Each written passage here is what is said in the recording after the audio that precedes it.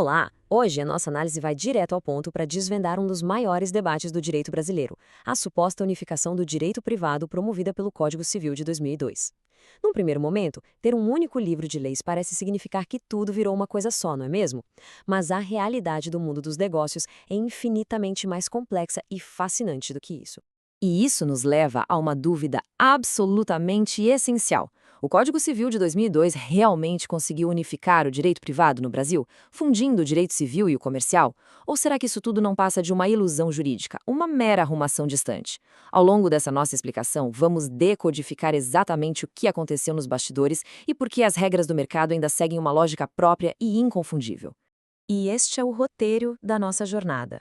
Vamos passar pelo mito da unificação formal, entender as raízes históricas do direito, a insuficiência do Código Civil, as diferentes funcionalidades dos contratos, a evolução da atividade econômica e, para fechar, a moderna teoria da empresa.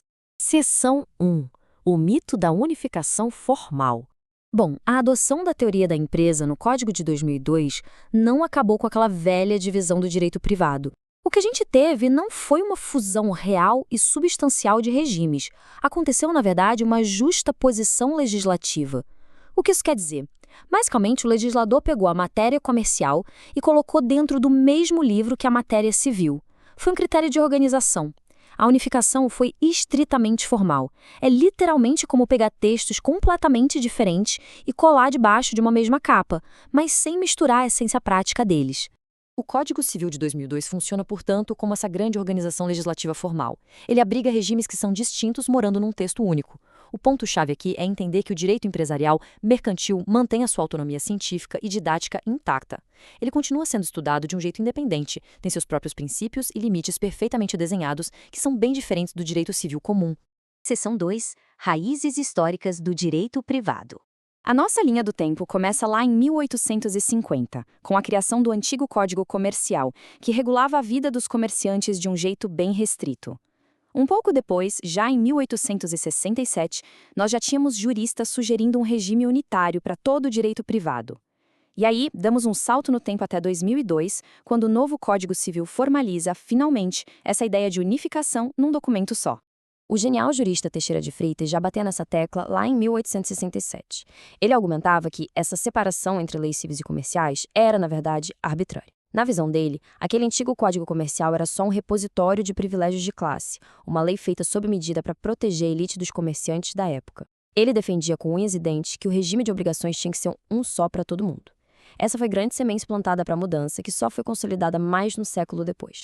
Seção 3. A insuficiência do Código Civil. Se a unificação fosse de verdade, para valer mesmo, o Código Civil daria conta de tudo sozinho. Mas a realidade do mercado mostra exatamente o oposto. O livro 2 do Código passa bem longe de esgotar matéria comercial. É só a gente dar uma olhada na quantidade de leis especiais gigantescas que continuam operando de forma paralela.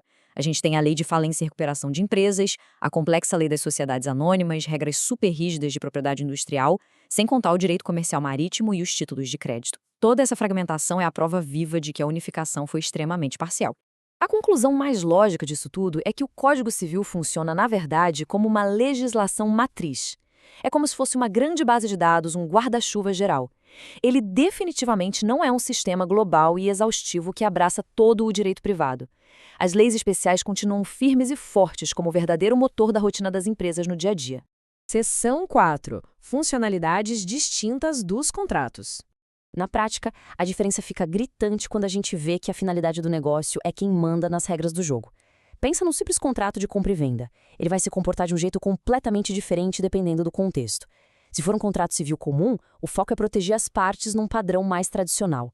Mas se a gente estiver falando de um contrato mercantil entre duas multinacionais, a história é outra. A interpretação tem que ser super ágil, focada em fazer a riqueza circular rápido, atendendo às exigências brutais do mercado. O título do contrato é exatamente o mesmo, mas a alma que faz a engrenagem girar é completamente diferente. Seção 5. A evolução da atividade econômica. Historicamente, o direito comercial clássico usava uma tal de teoria dos atos de comércio, que era uma listinha bem engessada e limitada do que a lei considerava como um negócio. Sabe qual era o grande problema? Essa lista simplesmente ignorava setores colossais. É como se o agronegócio e a gigantesca rede de serviços prestados não movessem a economia. Uma miopia enorme. Para corrigir isso, o código abraçou a teoria da empresa. É um conceito muito mais amplo, moderno e que inclui qualquer atividade econômica, desde que exercida de forma profissional e bem organizada. Um verdadeiro divisor de águas. Seção 6. A nova teoria da empresa. E a essência dessa mudança é cristalina. A teoria da empresa virou o mecanismo conceitual moderno para definir até onde o direito empresarial vai. O pulo do gato aqui é entender que o foco não é mais um ato comercial isolado, nem a figura daquele comerciante tradicional. O núcleo jurídico agora é a empresa, mas não a empresa como um prédio de tijolos, e sim como a atividade em si, funcional e organizada para produzir ou circular bens e serviços.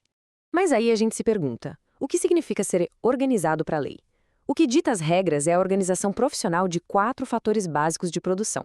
Primeiro, a natureza ou os recursos em si. Segundo, o capital. Terceiro, o trabalho humano. E, por fim, a tecnologia.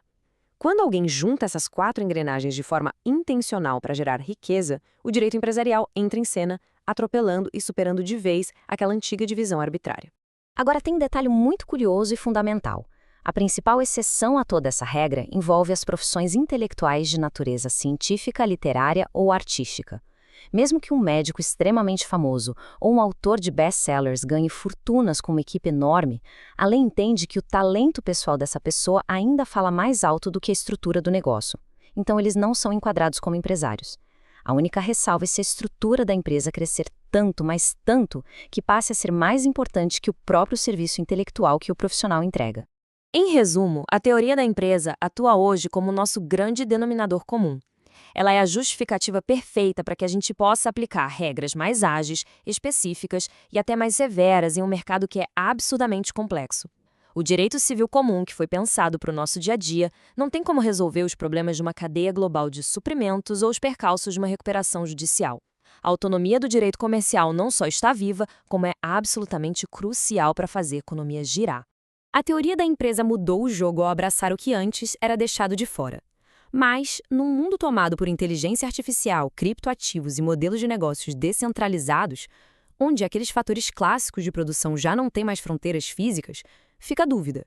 Qual vai ser a próxima grande fronteira da teoria da empresa? Como as leis vão dar conta dessa transformação na próxima década? Essa é a grande reflexão que fica para a gente continuar acompanhando a evolução dinâmica do direito. Muito obrigada por acompanhar a nossa análise de hoje.